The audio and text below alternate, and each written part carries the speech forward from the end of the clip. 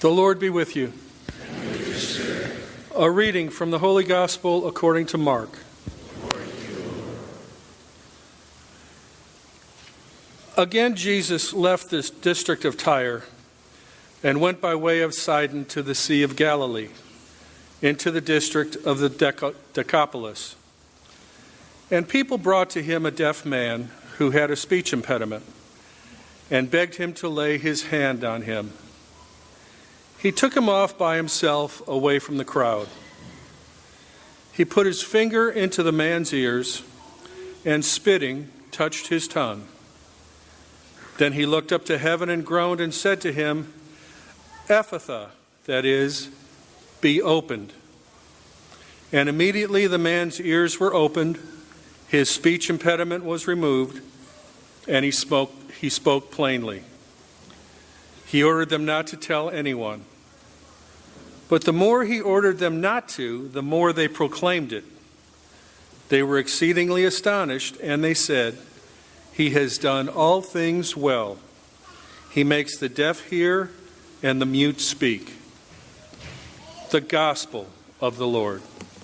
Praise to you, Lord Jesus Christ.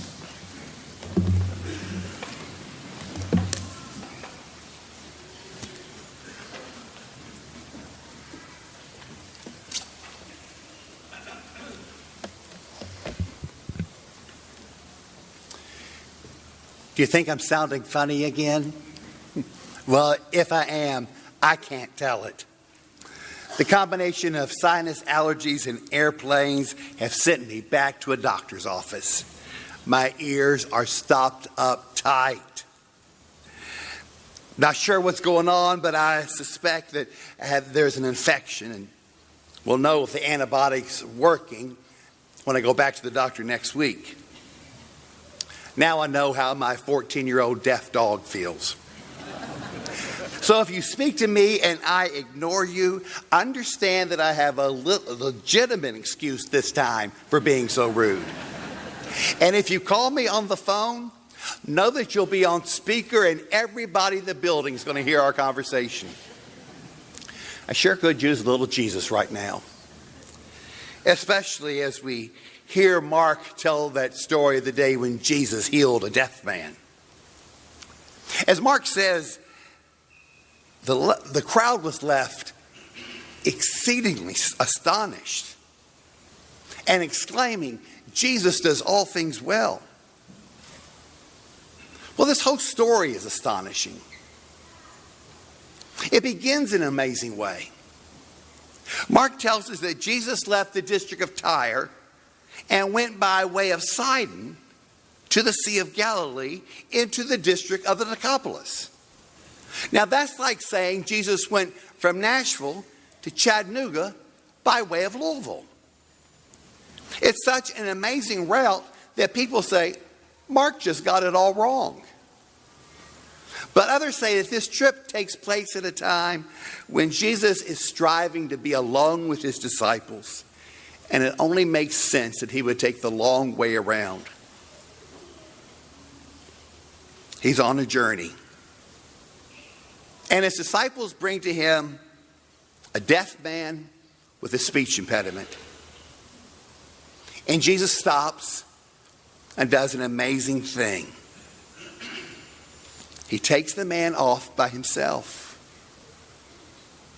The one thing that he wants to give to his disciples, time, he gives to this man. He takes him off by himself because if he's going to cure him,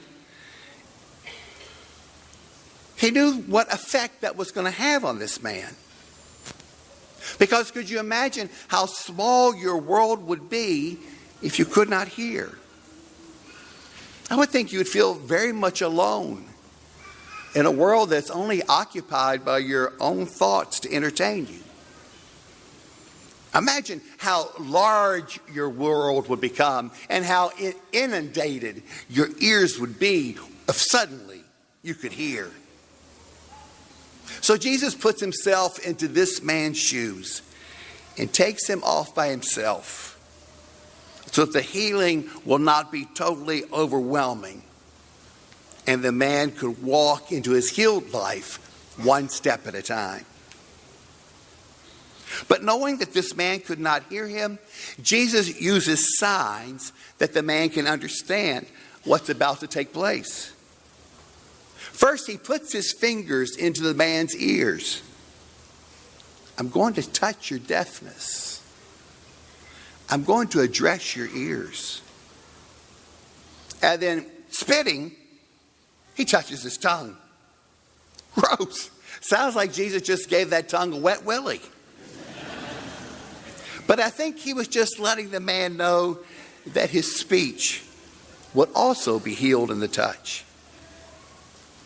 Using spit to heal someone might sound a little gross, but cut or burn your finger, and where's the first place it's going? Right into the mouth. We believe spit has curative power.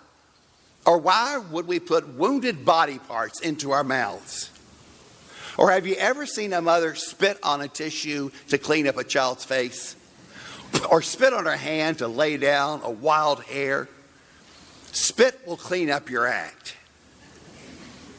Spitting was a very effective sign for Jesus to use.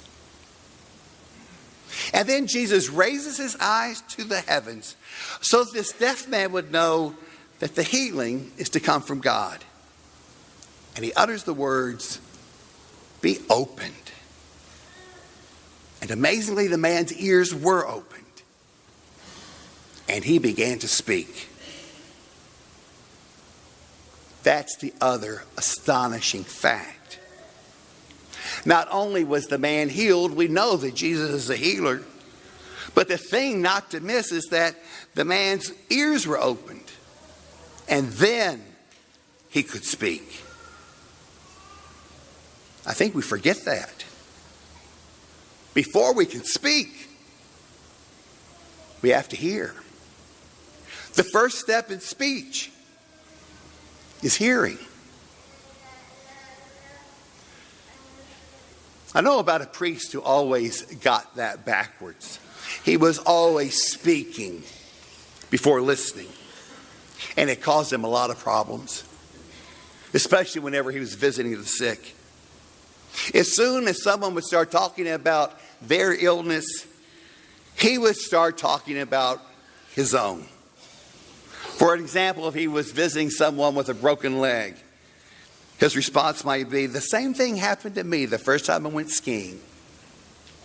Somebody talking about having a migraine, he'd say, "I too had to take aspirin this morning." And one day, while visiting a parishioner in the hospital, he got himself into big trouble. The woman had just finished telling him about her surgery. And he says, "You know, I had the same thing a few years ago." And astounded, the woman says, "Really? Who's the doctor that did your hysterectomy?" Before we can speak, we must listen. Listening comes first. And we often get that backwards, which causes more problems than it solves. The peace talks have stopped. The fighting continues. No one's talking across the aisle. We're in gridlock. He never hears a word I say. Our marriage is miserable. We haven't talked in years.